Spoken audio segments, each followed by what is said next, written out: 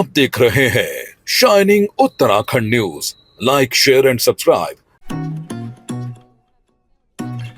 अंशुल भट्ट एक ऐसा नाम जो उम्मीद और दृढ़ संकल्प का प्रतीक है।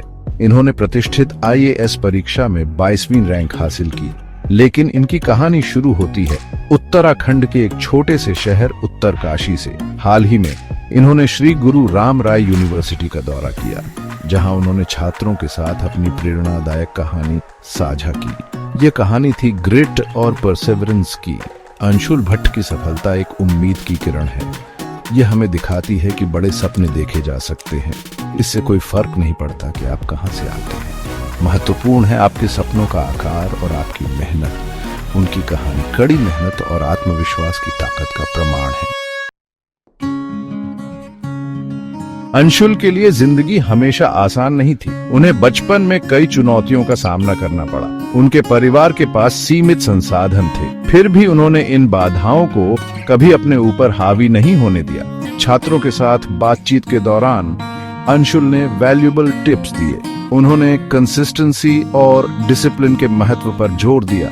उन्होंने छात्रों से अपने लक्ष्यों पर ध्यान केंद्रित करने का आग्रह किया।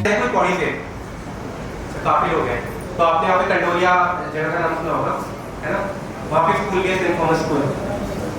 तो मैं जाता था, हमारा घर थोड़ा पहाड़ पे था, मतलब वैसे तो कॉलोनी बनी हुई थी, लेकिन वहाँ से नीचे बस स्टैंड तक आने के लिए मुझे थोड़ा पैदल चल के आना पड़ता था। तो मैं रोज आता था पैदल चल के। एक बार मम्मी के साथ आ रहा था, मम्मी से जिद करने लगे, मम्मी एक बार पैदल चल के आना पड़ता है, थक जाता हूँ मैं, ये आप गाड़ी से भी नहीं छोड़ते। तो मेरी मम्मी ने दिखाया कि और भी लोग थे वहाँ पर, और भी छोटे छोटे बच्चे थे मेरी उम्र के, मुझसे थोड़ी से बड़ी उम्र के, वो लोग रोज पैदल जाते थे स्कूल। और वो सेंट थॉमस नहीं जाते थे, वो कोई सरकारी स्कूल जाते थे। मैं देखता था कि वो जा रहे हैं सुबह स्कूल और वापसी में अपने सर पे लकड़ी, अपने सर पे भूसा, ये सब चीजें रख के वो वापस पे ला रहे हैं। तो मुझे उस टाइम बहुत अलग सी फीलिंग है। मुझे लगा यार ये क्या हो रहा है, मुझे इसके लिए कुछ करना चाहिए।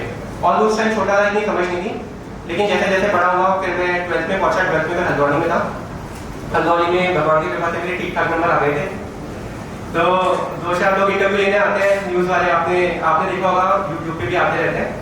तो एक भैया आए थे मेरे पास न्यूज के लिए। तो उन्होंने मुझसे पूछा कि अच्छा आप तो आ गए, आप तो बन गए, आपने 99% हासिल कर ली, अब आगे क्या, आप बड़ा होकर क्या करना चाहते हैं? तो मैंने उनको मतलब बोला था, तो मैं उस टाइम थोड़ा मैं बोला कि मैं कुछ अच्छा काम करना चाहता हूँ। तो उन्होंने बोला कि अच्छा काम नहीं, आप अच्छा काम तो करेंगे, आप बनोगे क्या? तो उस टाइम मुझे ये बात लगी कि हम लोग हमेशा कुछ बनने का ही सपना भी देखते हैं, है ना? हम लोग अंशुल भट्ट का सफर वाकई प्रेरणादायक है। उन्होंने हमें दिखाया है कि अगर हम ठान लें तो कुछ भी संभव है। उनकी कहानी अनगिनत छात्रों को प्रेरित करती है, खासकर उन लोगों को जो अपनी परिस्थितियों के बावजूद बड़े सपने देखने की हिम्मत करते हैं। उनका संदेश स्पष्ट है, खुद पर विश्वास करो, कड़ी मेहनत करो और कभी हार मत मानो। उनका सफर इंसानी स्पिरिट की ताकत का प्रमाण है।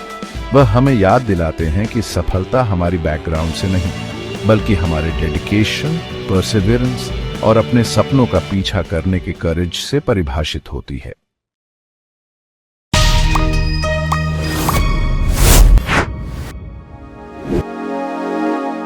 आप देख रहे हैं shining Uttarakhand news. Like, share and subscribe.